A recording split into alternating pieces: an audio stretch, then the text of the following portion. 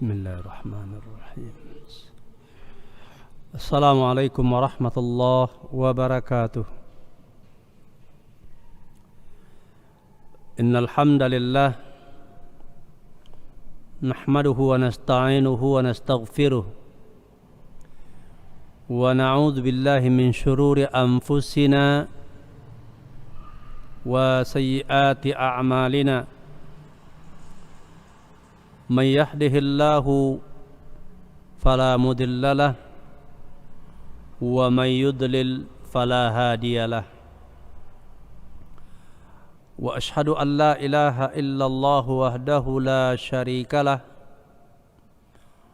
وأشهد أن محمدا عبده ورسوله الذي لا نبي بعده.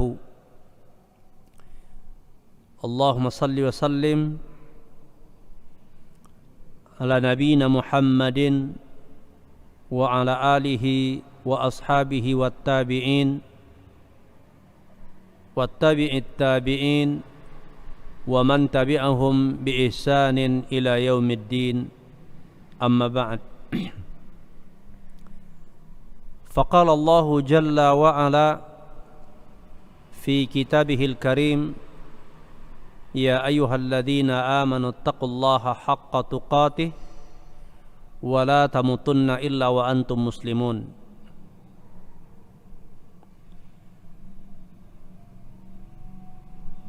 يا أيها الذين آمنوا اتقوا الله وقولوا قولا سديدا يصلح لكم أعمالكم ويغفر لكم ذنوبكم ومن يطع الله ورسوله فقد فاز فوزا عظيما. يا أيها الناس اتقوا ربكم الذي خلقكم من نفس واحدة وخلق منها زوجها وبث منهما رجالا كثيرا ونساء واتقوا الله الذي تساءلون به والأرحام إن الله كان عليكم رقيبا. وقال رسول الله صلى الله عليه وسلم: فإن أصدق الحديث كتاب الله وخير الهدي هدي محمد صلى الله عليه وسلم وشر الأمور محدثاتها وكل محدثة بدعة وكل بدعة ضلالة وكل ضلالة في النار. Kaum muslimin dan kaum muslimat, pemirsa Rasyad TV, a'azzani Allah wa iyyakum jami'a. Kita bersyukur kehadiran Allah atas nikmat-nikmat yang Allah berikan kepada kita, dan kita mensyukuri nikmat Allah di antaranya adalah dengan memperbanyak pujian terhadap Allah Subhanahu wa taala, Zat yang Maha Agung yang telah memberikan banyak kenikmatan kepada kita. Semoga dengan senantiasa kita memujinya dan mensyukuri segala nikmat yang Allah berikan kepada kita, maka Allah akan selalu menambahkan kenikmatan itu kepada kita, di mana sebagai hamba kita senantiasa membutuhkan kenikmatan dari Allah Subhanahu wa taala. Bahkan semua kehidupan kita ini adalah merupakan pemberian Allah, karunia dari Allah Subhanahu wa taala. Dan keselamatan hidup kita di dunia dan di akhirat adalah tergantung kepada pemberian Allah Subhanahu wa taala. Maka untuk itu begitu besarnya hajat dan kebutuhan kita terhadap anugerah Allah kepada kita, pertolongan Allah kepada kita. Kemudian mari kita memperbanyak salawat beserta salam kepada Rasulullah sallallahu alaihi wasallam dan keluarga beliau serta para sahabat dan tabi'in. Demikian juga kepada para tabi'ut tabi'in dan orang-orang yang mengikuti mereka sampai akhir nanti. Para pemirsa Rasad TV yang dimuliakan Allah Subhanahu wa taala,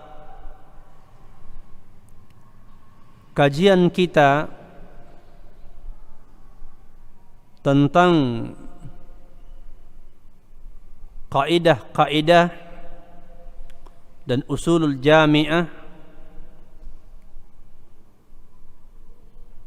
pada malam ini akan memasuki kaidah yang kelima. Syekh Abdul Rahman As-Sa'di rahimahullah menyebutkan al-qaidatul al-khamisah, kaidah yang kelima, asy-syari'atu mabniyatun 'alal ikhlasi lillahi wa mutaba'atur rasuli sallallahu alaihi wasallam. Kaidah yang kelima, bahwasanya syariat, yaitu syariat Islam ini dibangun di atas keikhlasan terhadap Allah Jalla wa Ala dan mengikuti sunnah Rasul sallallahu alaihi wasallam. Artinya pelaksanaan atau pengamalan syariat Islam itu dibangun di atas dua pondasi, dua dasar. Pertama, bahwa amalan tersebut didasarkan pada keikhlasan, yaitu beramal mengharapkan keridhaan dari Allah Subhanahu wa taala, mengharapkan balasan dari Allah Subhanahu wa taala, dan kemudian amalan tersebut atau pelaksanaan syariat tersebut dengan berpedoman atau mengikuti sunnah Rasulullah sallallahu alaihi wasallam. Sebagaimana juga firman Allah Subhanahu wa taala di surah Al-Kahfi ayat 110, "Faman yarju liqa'a rabbih falyamal amalan salihan wa la yusyrik bi ibadati rabbih ahada." Maka adapun barang siapa yang mengharapkan perjumpaan dengan Rabb-Nya, mengharapkan balasan dari Rabb-Nya atas amal-amal yang dilakukan, maka hendaknya mereka beramal dengan amal yang saleh dan tidak mensyarikatkan Allah Subhanahu wa taala dengan sesuatu di dalam amalan tersebut. Maka berdasarkan ayat ini dikatakan bahwasanya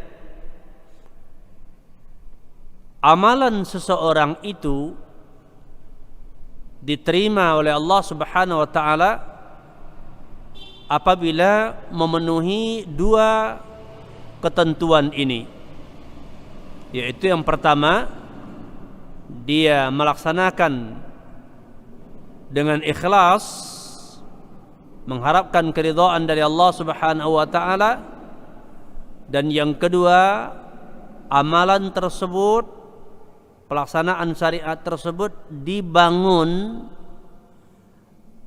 di atas dasar mengikuti petunjuk Rasulullah sallallahu alaihi wasallam. Inilah yang akan kita bahas pada malam ini. Yang pertama adalah tentang keikhlasan. Bahwasanya syariat Islam didasarkan atas keikhlasan. Yang dimaksud dengan ikhlas yaitu seorang hamba bermaksud atau bertujuan dengan amal yang dia lakukan, yaitu mengharapkan wajah Allah dan mengharapkan sampainya dia ke negeri kebahagiaan, negeri ketenteraman yang disediakan oleh Allah Subhanahu wa taala. Ini yang dimaksudkan dengan ikhlas.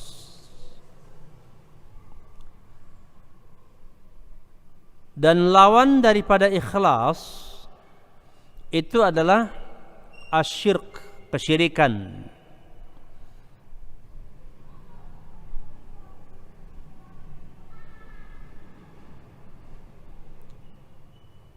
Yaitu orang yang beramal untuk tujuan lain daripada tujuan keridhaan Allah atau mengharap keridhaan Allah Subhanahu wa taala.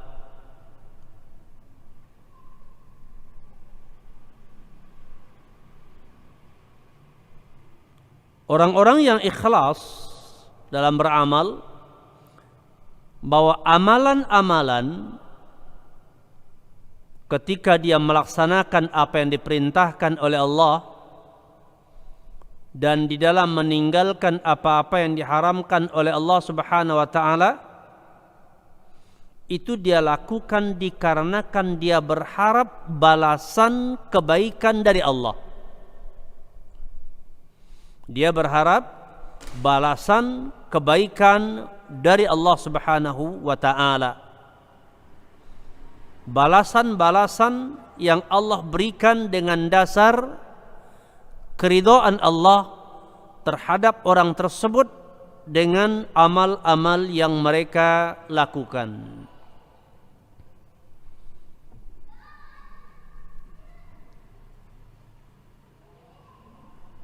Ya. Kemudian adapun tujuan-tujuan lain dari seorang hamba ketika beramal,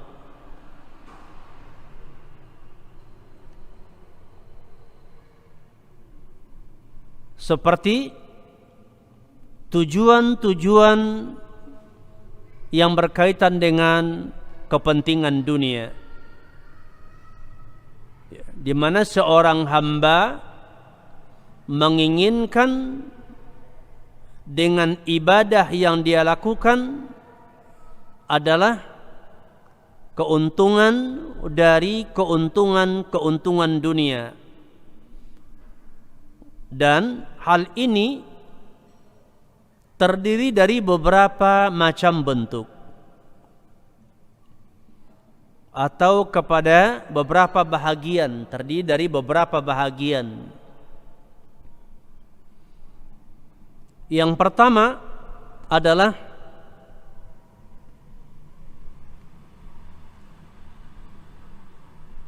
bahwa seorang hamba tersebut dia tidak menginginkan dengan keislamannya kecuali dunia semata, maka ini adalah kesyirikan dan kemunafikan. Ya, orang-orang munafik ketika dia masuk Islam, ya, ketika dia secara zahirnya dia masuk Islam, maka pada hakikatnya tidak ada yang dia inginkan dengan memilih Islam tersebut kecuali untuk menyelamatkan dunianya, kecuali untuk kepentingan dunianya. Karena pada hakikatnya orang munafik, ya, munafik yang mengeluarkan dia dari Islam adalah bahwa orang yang menampakkan keislamannya dan padahal hakikatnya dia adalah kafir. Tidak ada tujuan akhirat sama sekali dari dia menjadikan Islam sebagai agamanya atau dia dengan masuk Islam.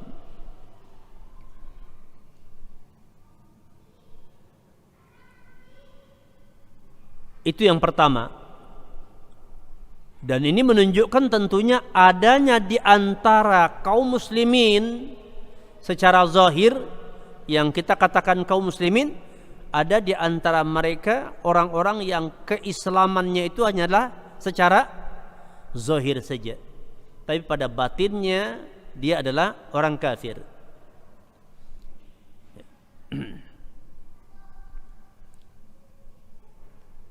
Yang kedua,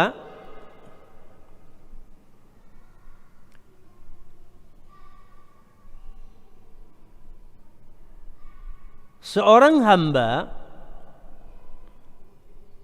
yang tidaklah dia melakukan ibadah kecuali tujuannya adalah dunia semata.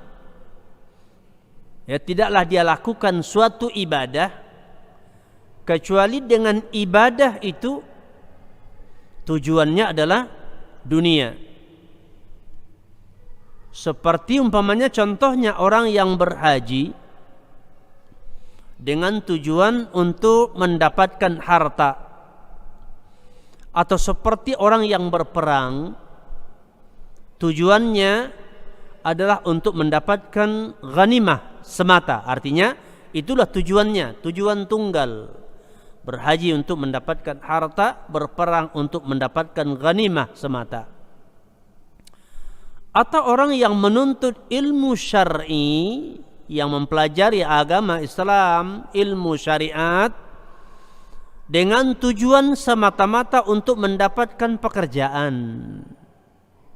Ya, semata-mata untuk mendapatkan pekerjaan. Dan tidaklah dia menginginkan dengan semua itu, ya, wajah Allah. Ya, dia tidak menginginkan wajah Allah dengan amalan-amalan tersebut. Dan tidak terbetik di dalam hatinya, ya, tidak terbetik di dalam hatinya untuk mengharapkan ganjaran di sisi Allah Subhanahu wa taala, maka ini adalah perkara yang diharamkan dan merupakan dosa besar di antara dosa-dosa besar, dan dia merupakan syirik kecil. Ya, merupakan syirik kecil. Dan ya, membatalkan amalan yang dilakukan oleh orang tersebut.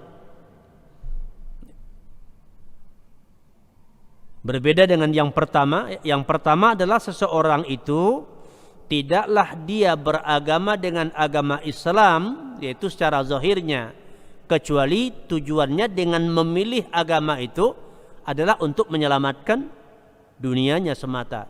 Ini orang munafik. Yang kedua adalah seorang yang tidak melaksanakan suatu ibadah.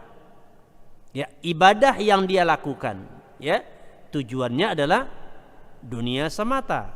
Seperti orang yang ikut berperang di jalan Allah, yang untuk peperangan ini tidaklah dia menginginkan kecuali mendapatkan ghanimah. Seorang muslim kemudian dia mempelajari ilmu syar'i, umpamanya masuk pondok pesantren, ya terus lanjut kuliah mempelajari ilmu agama, tujuannya adalah untuk mendapatkan pekerjaan, tugas semata. Ya, hanya itu tujuan dia dalam usaha menuntut ilmu, begitu. Ya. Dan tidaklah dia mengharapkan kehidupan akhirat dari amalan tersebut. Maka inilah perkara yang diharamkan dan termasuk dosa besar. Ya, termasuk dosa besar di antara sekian banyak perkara-perkara yang tergolong dosa besar. Dan setiap amal yang dia lakukan dalam bentuk seperti ini batal amalannya. Ya, dia tidak mendapatkan pahala di sisi Allah Subhanahu wa taala karena memang untuk amalan tersebut dia memang tidak mengharapkan pahala dari Allah. Wa innamal likulli imri'in ma nawa. Ya, sebagaimana yang disabdakan oleh Nabi, dan hanya saja yang didapatkan oleh seseorang dari amalnya adalah apa yang dia niatkan. Ya.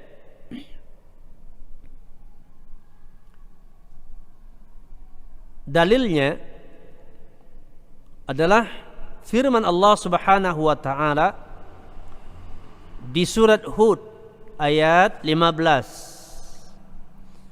Allah mengatakan, "Man kana yuridul hayatad dunya wa zinataha nuwaffi ilaihim a'malahum fiha wa hum fiha la yubkhasun." Barang siapa yang menginginkan kehidupan dunia dan perhiasannya, maka kami sempurnakan atas mereka, yaitu amalan-amalan mereka, dan mereka tidak dirugikan padanya. Mereka tidak dirugikan padanya.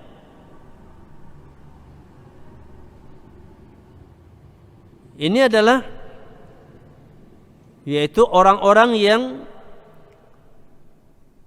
tidaklah dia menginginkan dari amalan-amalannya, dari seluruh amalan-amalannya, kecuali kehidupan dunia, ya, dan perhiasannya, seperti harta benda, sawah ladang, ya, anak dan istri, dan lain-lainnya dari perkara-perkara keduniaan. Maka Allah mengatakan akan disempurnakan bagi mereka, akan disempurnakan untuk mereka di dunia, dan tidaklah akan dirugikan. Artinya, ya, tidak dirugikan mereka daripada perbuatan-perbuatannya, amalan-amalannya akan diberikan sesempurnanya kepada mereka di dunia ini. Namun tidak ada yang mereka dapatkan di akhirat. Ya, akan tetapi pengertian disempurnakan untuk mereka ini adalah dibatasi, ya, sesuai dengan apa yang sudah ditakdirkan oleh Allah kepada mereka, sebagaimana tercantum di surah Al-Isra ayat 18. Bahwasanya, ya, pengertian disempurnakan bagi mereka adalah sesuai dengan apa yang sudah ditentukan, ditakdirkan oleh Allah. Dan ini dikatakan adalah untuk orang-orang kafir. Karena orang-orang kafir seluruh perbuatannya tujuannya adalah dunia. Namun perlu diketahui, ya, bagaimanapun dunia dikejar, bagaimanapun seseorang mengejar kepuasan dunia dengan seluruh perbuatan yang dia lakukan, meskipun mereka dikatakan tidak akan dirugikan, ya, namun maksudnya tetap saja dunia itu tidak akan mereka peroleh kecuali sebatas yang sudah ditakdirkan untuk mereka. Dari sini dapat kita ketahui bahwa pelanggaran-pelanggaran terhadap ketentuan agama, ya, tidaklah akan menambah ataupun tidak akan merubah ketentuan dia dalam kehidupan dunia. Artinya dunia tidak akan dia raih lebih daripada yang sudah ditentukan oleh Allah Subhanahu wa taala. Sedangkan akhirat mereka, ya, mereka akan menghadapi bencana dan kerugian di akhirat.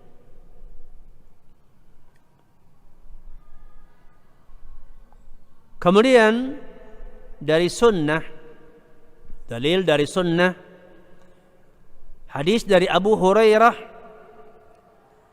radhiyallahu an, dari Nabi sallallahu alaihi wasallam, Nabi mengatakan, ta'isa abdud dinar, ta'isa abdud dirham, ta'isa abdul khamisah, in u'tiya radiya wa immuni'a sakhita, ta'isa wantakasa, wa idza syika fala intakasha, tuba li'abdin akhidhin bi'inani farasihi fi sabilillah,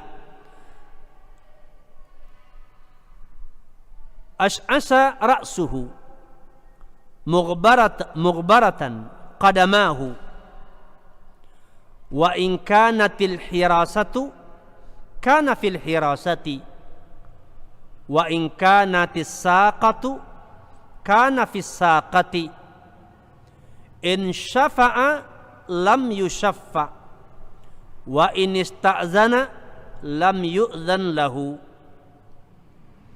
Kata Nabi, celakalah hamba dinar, bukan dunia, ya. Celakalah hamba dinar, itu penyembah dinar yang hidupnya untuk dinar. Celakalah hamba dirham, celakalah hamba al-khamisah, itu pakaian apa namanya, sutra. In u'tiya radiya, kalau dia mendapatkan dia senang. Ya, kalau dia dapatkan artinya dunia. Kalau dunia itu dia raih, maka dia, ya, ridho, senang. Wa immuni'a sakhita, tapi kalau dunia itu tak diraihnya, maka dia pun murka. Ya, dia akan murka. Celakalah dia. Sehingga kalau seandainya dia tertusuk duri, maka dia tidak akan mampu untuk mencabutnya. Kemudian kata Nabi, tuba li'abdin akhidhin bi'inani farasihi fi sabilillah. Keberuntunganlah, kemenanganlah bagi seorang hamba yang memegang tali kekang kudanya di jalan Allah. Ya, keberuntunganlah, kemenanganlah bagi orang yang menjaga, yang memegang tali kekangan, ya, tunggangannya di jalan Allah, yang kusut masai rambutnya dan berdebu telapak kakinya, kedua telapak kakinya. Kalau dia ditugaskan, ya, di tempat penjagaan, wa in kanatil hirasah kana fil hirasah, kalau dia ditugaskan di tempat penjagaan, bagian apa ya sekarang ini apa namanya, menjaga tempat atau apa namanya, menjaga tempat yang telah ditunjuk, maka dia akan tetap pada posisi menjaga, ya, dia tidak akan terpengaruh dengan apa yang diperoleh oleh orang lain, begitu. Dia akan tetap pada tempat penjagaan. Dan kalau dia ditempatkan di barisan pertahanan di belakang, maka dia akan menepati tempatnya berada di barisan pertahanan. Ya, kalau dia meminta syafaat, maka tidak diberi. Artinya dia tidak terpandang, tidak diberi syafaat. Dan jika dia meminta izin, maka tidak diizinkan. Ya, maka kata Nabi, beruntung orang ini. Ya, yang mana Nabi menyebutkan dia ini memegang tali kekang tunggangannya di jalan Allah. Ya, dia berjuang di jalan Allah dalam mengharapkan keridhaan Allah, balasan dari Allah. Ya, bagaimana dianya dalam bekerja, di dalam beramal? Dia menempatkan dirinya sesuai di tempat mana dia ditaruh, dan tidak menghiraukan yang lainnya. Tidak menghiraukan yang lainnya. Ya, di mana dia ditugaskan, disitulah dia berada. Ya, yaitu orang yang memperhatikan apa yang menjadi tanggung jawab yang diberikan kepadanya. Menunjukkan ya, ini adalah salah satu tanda-tanda orang yang beramal karena Allah. Dia lebih mementingkan menyelesaikan tugas yang dia diberi amanah dengan itu, karena itulah yang akan dituntut pertanggungjawabannya di hadapan Allah Subhanahu wa taala. Maka oleh sebab itu, salah satu tanda orang-orang yang ikhlas di dalam beragama, dia lebih mengutamakan, dia lebih mengedepankan perkara-perkara yang dia akan ditanya oleh Allah nanti di akhirat. Ya, bukan beralih kepada memperhatikan perkara-perkara yang ditanggung oleh orang lain, yang orang lain mempertanggungjawabkannya. Artinya sibuk mengurusi tugas-tugas orang lain, mengomentari tugas-tugas orang lain. Tapi dia lebih fokus kepada apa yang ditugaskan kepadanya, apa yang Allah bebankan kepadanya, apa yang ditugaskan kepadanya. Maka hal ini adalah pelajaran penting bagi setiap muslim, agar lebih fokus kepada persoalan apa yang kita dituntut bertanggung jawab di hadapan Allah. Ya. Beda dengan orang yang mengejar dunia. Karena seseorang pasti ya akan mengejar apa yang menjadi target dan tujuan dia dalam amalan. Bahkan bisa jadi orang ini kalau dunia tujuan utamanya dalam beramal, bisa jadi dia akan menghalalkan berbagai cara. Bahkan bisa jadi yang haram pun akan dihalalkan, ya, demi untuk tujuannya. Maka kalau lurus tujuannya akan mengantarkan kita kepada lurus dalam beramal. Tapi apabila tujuannya sudah salah, bisa akan menggiring dia, ya, berani melakukan pelanggaran dan kesalahan di dalam beramal. Bagian yang ketiga, ya, dikatakan bahwasanya seorang hamba yang beribadah menginginkan wajah Allah dan dunia secara bersamaan. Jadi seseorang yang beramal mengharapkan wajah Allah dan dunia. Seperti orang yang keluar dengan tujuan, ya, keluar dari dari rumahnya atas suatu amalan dengan tujuan mengharapkan wajah Allah dan mengharapkan tijarah. atau seperti orang yang berperang mengharapkan wajah Allah, di samping itu mengharapkan dunia, ya, secara bersamaan dalam amalnya itu.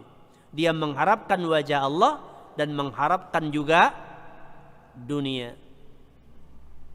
Nah, ini orang-orang Islam, begitu, ya. Atau seperti orang yang berpuasa mengharapkan wajah Allah dan juga dengan puasanya dia mengharapkan kesembuhan, kesehatan. Seperti orang yang berpuasa tujuannya ibadah sekaligus untuk menjaga kesehatan.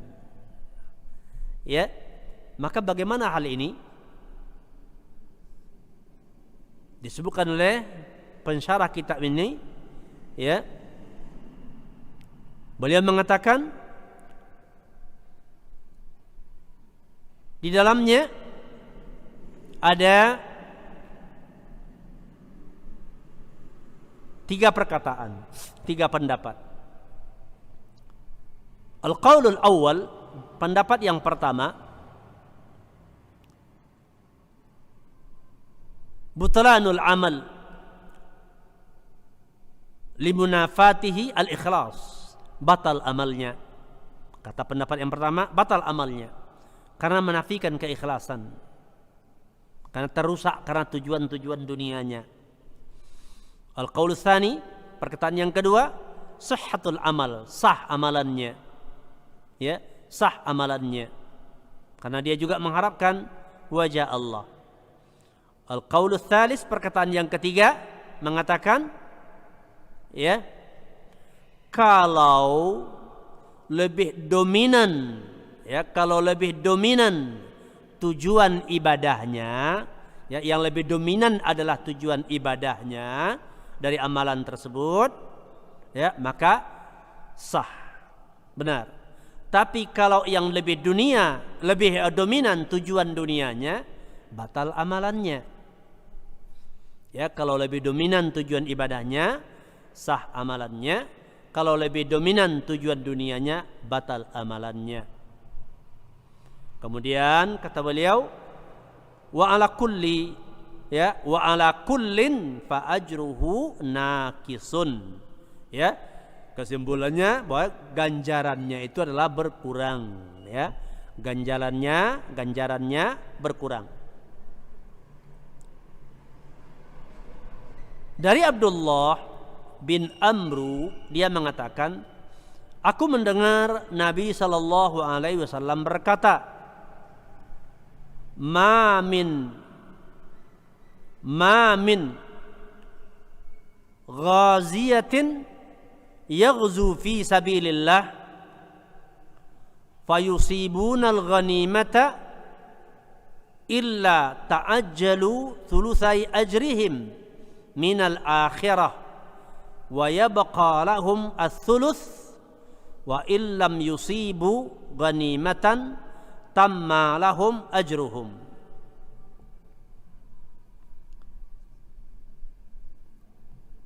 Nabi mengatakan, tidak adalah seseorang yang berperang di jalan Allah Subhanahu wa taala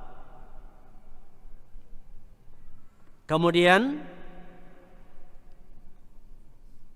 dia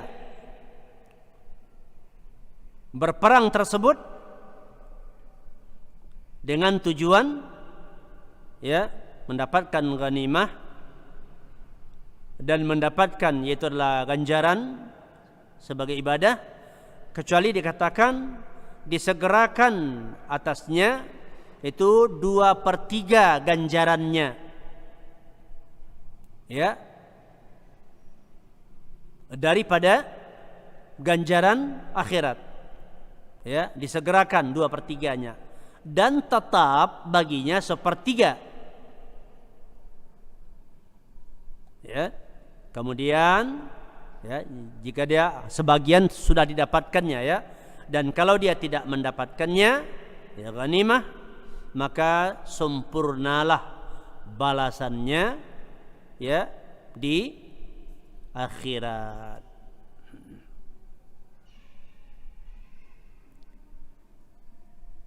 Kemudian bagian yang keempat, seseorang yang memulai ibadah dengan keinginan dunia. Seseorang yang memulai ibadah dengan tujuan dunia. Kemudian di tengah ibadahnya ya muncul niat tujuan untuk mendapatkan ganjaran dari Allah, pahala dari Allah Subhanahu wa taala ya. Pertama tujuannya adalah mendapatkan dunia. Kemudian muncul tujuan untuk mendapatkan akhirat. Maka bagaimana orang ini dengan amalannya? Maka dikatakan kalau seandainya ibadah itu ya awal dan akhirnya yaitu adalah terikat. Artinya menyatu, enggak bisa dipisahkan. Tidak bisa dipisahkan. Begitu. Ya. Seperti umpamanya salat. Salat kan misalnya salat 4 rakaat ya. 2 rakaat pertama, 2 rakaat terakhir ya, kan dia menyatu. Tidak bisa dikatakan 2 rakaat salatnya sah, 2 rakaat lagi salatnya batal. Tidak. Kalau salatnya 4 rakaat, kalau batal ya batal semua, begitu ya kan? Nah, begitu. Seperti orang batal wudu, umpamanya 2 rakaat, kan batalnya jadinya bukan yang 2 rakaat terakhir saja, semua batal ya. Jadi kalau amalannya itu berkaitan awal dan akhirnya ya, maka tidak sah amalan tersebut. Ya, tidak sah amalan tersebut. Ya. Tapi kalau seandainya amalan itu terpisah sebahagiannya dari sebagian yang lain, maka yang mana-mana amalnya itu dengan niat yang ikhlas menjadi sah, dan mana dengan niat yang tujuan dunia ya tidak, itu menjadi rusak. Umpamanya bagaimana? Seseorang melakukan 2 kali sedekah ya, 2 kali sedekah. Pertama dia memberikan sedekah 1 juta ya, ikhlas karena Allah semata-mata, berharap jaza dari Allah. Kemudian setelah itu dia berikan lagi sedekah ya, tapi tujuannya adalah dunia, umpamanya untuk ria, tujuan ria agar dipuji orang. Maka sedekah yang pertama menjadi ibadah diterima, dan sedekah yang kedua tidak diterima.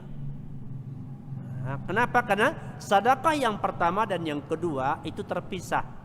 Maka tergantung kepada niat masing-masing, begitu.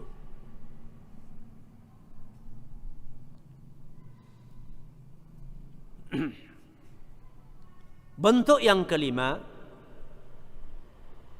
yaitu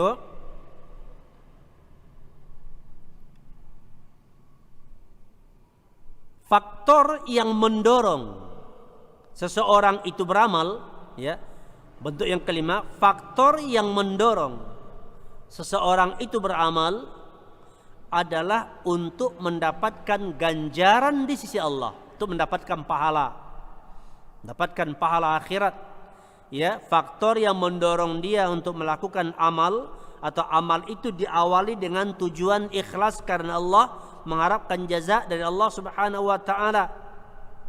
Kemudian ada tujuan dunia yang mengikut ya, ada tujuan dunia yang mengikut dalam amalan tersebut.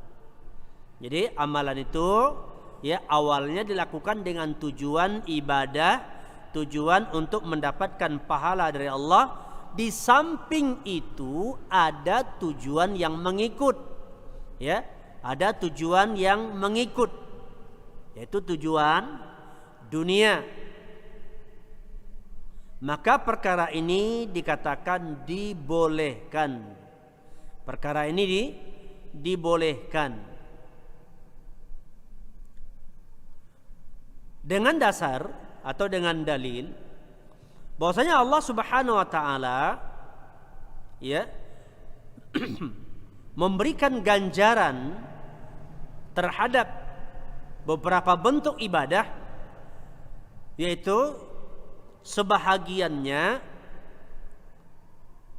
ganjaran untuk akhirat dan sebahagiannya Allah janjikan ganjaran di dunia. Jadi ada bentuk-bentuk ibadah, bentuk-bentuk amalan yang memang Allah sebutkan ya ganjaran untuk akhiratnya, dan Allah juga sebutkan dia memiliki ganjaran untuk dunianya. Nah, ketika Allah Subhanahu wa taala menjanjikan balasan yang disegerakan di dunia atas suatu amalan ya, bukan dalam bentuk menyalahkan, maka berarti tujuan itu boleh kita harapkan. Ya, tujuan itu boleh kita harapkan dengan catatan ya bahwa tujuan utama dalam melaksanakan itu adalah mengharap pahala di sisi Allah untuk mendapatkan akhiratnya, jaza di akhirat. Meskipun mengikut tujuan dunianya karena memang dijanjikan oleh Allah, maka tidak mengapa dalam hal ini, ya. Maka tidak mengapa dalam hal ini. Contoh, ya, dalil terhadap hal ini adalah dalil dari Al-Qur'an. Di antaranya firman Allah Subhanahu wa taala di surat Nuh ayat 10 dan 12, ya. Allah mengatakan, yaitu Nabi Nuh berkata kepada kaumnya, Faqultu astaghfiru rabbakum innahu ghaffara yursilis samaa alaikum midrara wa yumdidkum bi amwalin wa banina wa yaj'al lakum jannatin wa yaj'al lakum anhara. Kata Allah, Nuh berkata kepada kaumnya, apa kata Nuh? Maka aku berkata, kata Nuh, aku berkata, mohonlah ampunan oleh kalian kepada Rabb kalian. Ya, hendaklah kalian meminta ampun kepada Rabb kalian. Ini ibadah. Ya, meminta ampun kepada Allah adalah ibadah. Istaghfiru rabbakum innahu ghaffara. Sesungguhnya dia Allah Maha Pengampun. Ya, ini jaza. Di antara jaza yang disediakan adalah Allah mengampuni kesalahan-kesalahannya, ya, dosa-dosanya. Kemudian juga dikatakan, Nuh juga menyebutkan ganjaran yang dijanjikan Allah, yursilis samaa alaikum midrara. Ya, dia Allah Subhanahu wa taala menurunkan hujan kepada kalian, hujan yang sangat lebat. Jaza daripada meminta ampun kepada Allah. Wa yumdidkum bi amwalin wa banin, dan memperbanyak, yaitu karunia kepada kalian dalam bentuk harta dan anak-anak. Ini kesenangan, ya, harta dan anak-anak. Ini juga pahala di dunia. Wa yaj'al lakum anhara, dan dia jadikan untuk kalian, yaitu wa yaj'al lakum jannatin, dan dia jadikan untuk kalian kebun-kebun. Wa yaj'al lakum anhara, dan dia jadikan untuk kalian sungai-sungai. Apa yang Allah janjikan dari sebuah amalan, ya, Allah tidak pernah mengingkari janjinya. Maka ini berarti adalah merupakan dorongan kepada kita untuk melakukan amal dan boleh meminta apa yang dijanjikan oleh Allah Subhanahu wa taala.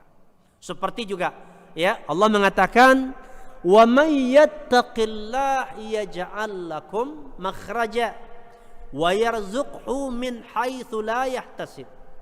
Barang siapa yang bertakwa kepada Allah, maka Allah jadikan baginya makhraj, solusi. Dan kemudian Allah beri dia rezeki dari arah yang tidak dia sangka-sangka. Berarti dari amalan-amalan ketakwaan yang mana amalan ketakwaan itu janjinya adalah keridhaan dari Allah dan surga, ya, surga yang luasnya seluas langit dan bumi. Namun atas takwa juga Allah menjanjikan solusi. Boleh kita mengharapkan, ya, itu berharap kepada Allah dengan meningkatkan ketakwaan, mengharapkan kelapangan rezeki dengan meningkatkan ketakwaan. Asal jangan cuma kelapangan rezeki yang diharapkan dengan ketakwaan, dengan ketaatan kita kepada Allah. Wa may yatawakkal 'ala Allah fahuwa hasbuhu. Siapa yang bertawakal kepada Allah, maka Allah akan menjaminnya, melindunginya. Allah akan menjadi mencukupi dia.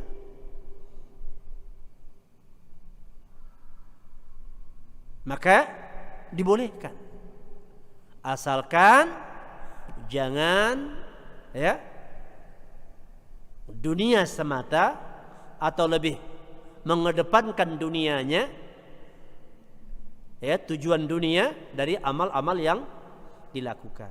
Seperti yang dikatakan punya, barang siapa yang ingin dipanjangkan umurnya dan dilapangkan rezekinya, maka hendaklah dia menyambung silaturahmi. Berarti hal itu dibolehkan.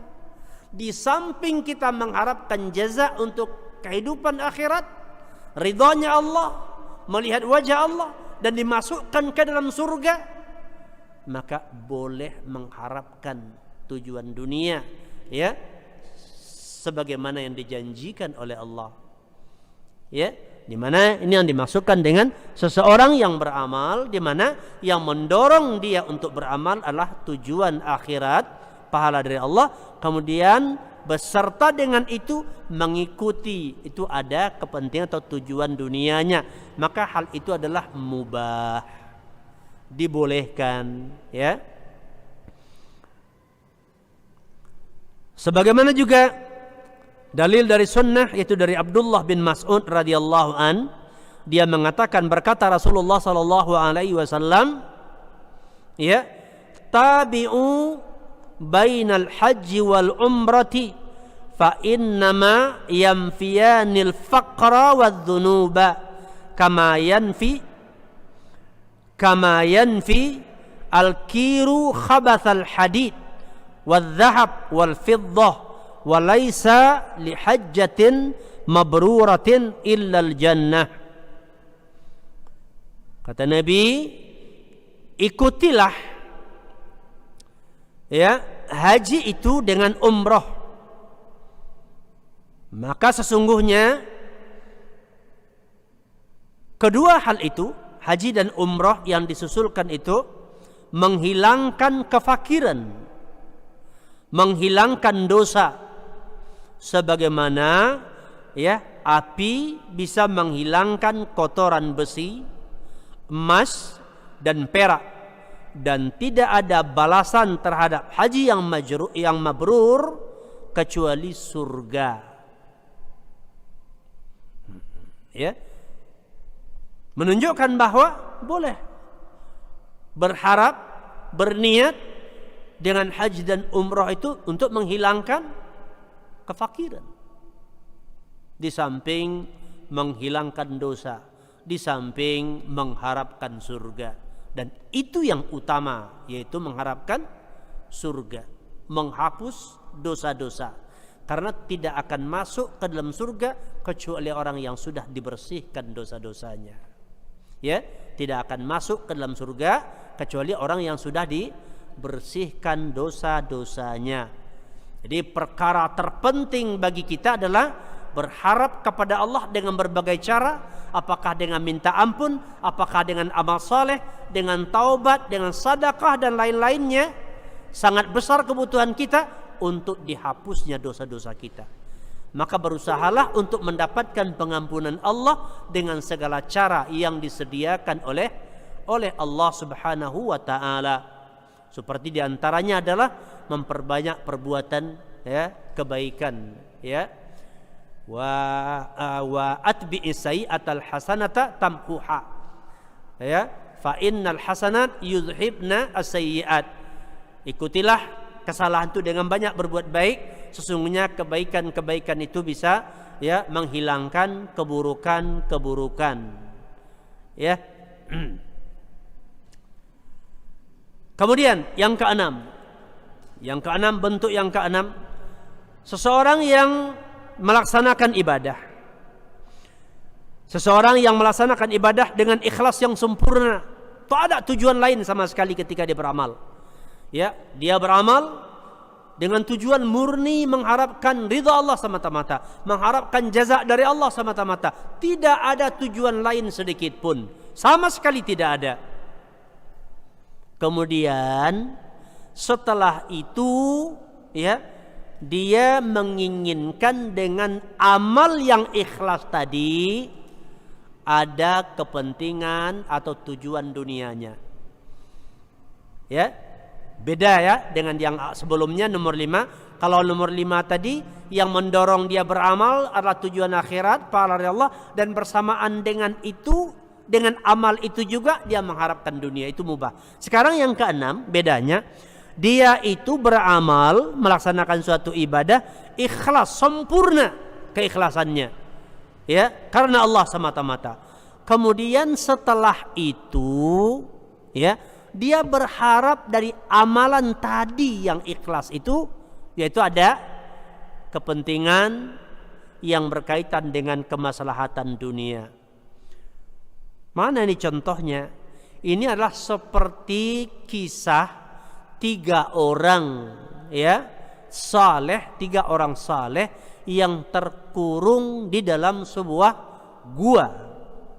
Ketika mereka berteduh ya, kemudian menggelinding batu dari atas menutupi ya gua tersebut, sehingga mereka ya, terkurung di dalamnya dan tidak bisa keluar. Dan ketiga-tiga mereka ini berdoa kepada Allah, ya, bermohon kepada Allah Subhanahu wa taala agar Allah selamatkan mereka. Dan dalam berdoa mereka tersebut ya, mereka bertawassul atau menjadikan amal soleh yang sudah mereka lakukan sebelumnya.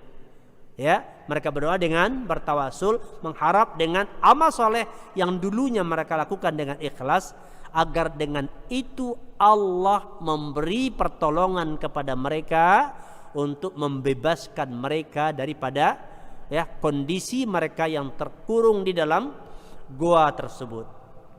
Nah, maka perkara ini adalah perkara yang dibolehkan.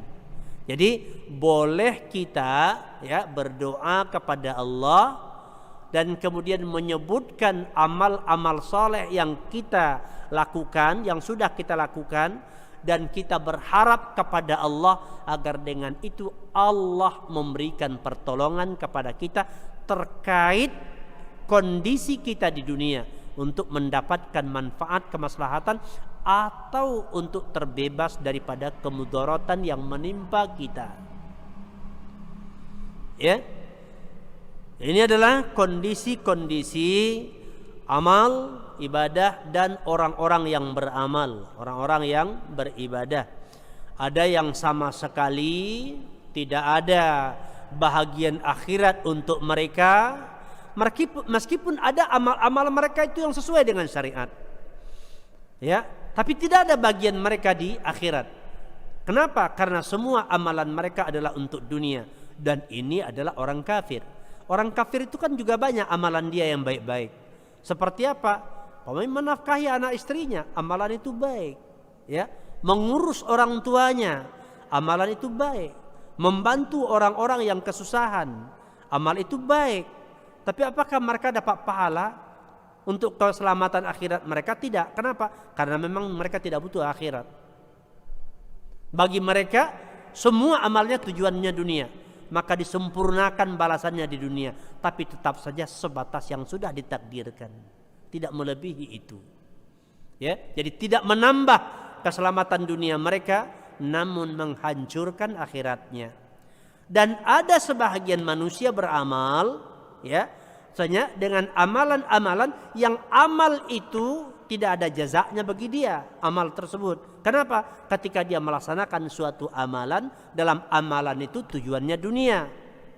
Seperti dikatakan orang menuntut ilmu untuk kepentingan dunia, dapat pekerjaan, ya, semata-mata. Orang yang berperang semata-mata mengharapkan ghanimah, ya. Maka orang ini dalam amalan tersebut dia tidak dapat pahala, dan amalan itu tidak diterima oleh Allah darinya, tapi tidak membatalkan amal-amalnya yang lain. Ini seperti orang yang jatuh kepada umpamanya syirik kecil di dalam beramal, ya.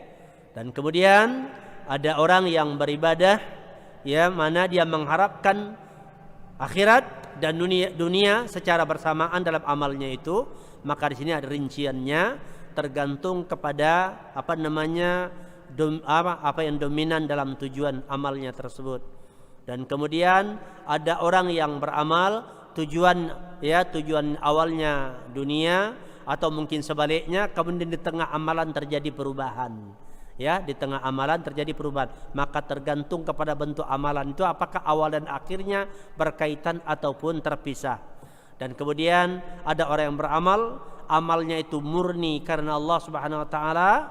Amalnya itu adalah karena amal itu dilakukan karena Allah, kemudian mengikut dengannya tujuan-tujuan dunia, yaitu yang dibolehkan karena Allah menjanjikan. Dan yang terakhir, orang yang beramal murni karena Allah semata-mata, selesai beramal kemudian dia mempunyai sesuatu tujuan dunia, dan kemudian dia meminta kepada Allah dan dengan menyebutkan amal soleh tersebut, maka ini perkara yang dibolehkan, ya. Nah, inilah pembahasan kita pada malam ini terkait dengan keikhlasan, yang mudah-mudahan memberikan sedikit masukan dan tambahan buat kita, karena pembicaraan tentang keikhlasan pembicaraan yang sangat luas sekali. Tentu ya dengan sekali pembahasan tidaklah akan menyelesaikannya. Hanya sebahagian kecil yang kita dapatkan dari hal ini. Dan perkara ikhlas juga bertingkat-tingkat. Ikhlas itu bukanlah satu tingkatan, tapi bertingkat-tingkat, ya, bertingkat-tingkat. Sebagaimana dikatakan bahwasanya kita ini diuji oleh Allah Subhanahu wa taala, dan kemudian Allah mengetahui siapa yang lebih bagus amalannya. Bagus itu adalah akhlasuhum wa aswabuhum, yang lebih ikhlas dan lebih benar, menunjukkan, ya, akhlasuhum lebih ikhlas, berarti ikhlas ini tidak satu tingkatan. Sebagaimana juga pengertian benar tidak satu tingkatan juga. Maka orang yang beramal bersama-sama, sama waktu beramalnya dan sama amalnya, pahalanya bisa berbeda-beda. Ada yang dapat pahala yang besar, ada yang kecil, ada yang tidak dapat pahala sama sekali. Ya, semoga kita perhatian dalam hal ini, dan agar amal kita semakin hari semakin baik. Karena perkara ikhlas bukan perkara yang mudah, dan senantiasa kita berusaha untuk memperbaiki keikhlasan kita. Semoga semakin hari amal kita menjadi baik, menjadi lebih baik terkait dengan keikhlasan, dan nanti juga terkait dengan masalah yaitu sesuai atau tidaknya amalan kita dengan tuntunan Rasulullah. Dan nanti pada pertemuan berikutnya kita akan membahas yaitu dasar yang kedua daripada amalan, yaitu tentang ittiba atau mengikuti sunnah Rasulullah SAW. Bahwasanya salah satu sisi amalan itu akan diterima jika didasari dengan ittiba atau mengikuti sunnah Rasulullah SAW. Apa pengertiannya, bagaimana ketentuan-ketentuannya, ini akan kita bahas pada pertemuan berikutnya. Malam ini kita cukupkan sampai di sini. Wabillahi taufiq wal hidayah. Subhanakallahumma wa bihamdika asyhadu an la ilaha illa anta astaghfiruka wa atubu ilaik. Alhamdulillahirabbil alamin. Assalamualaikum warahmatullahi wabarakatuh.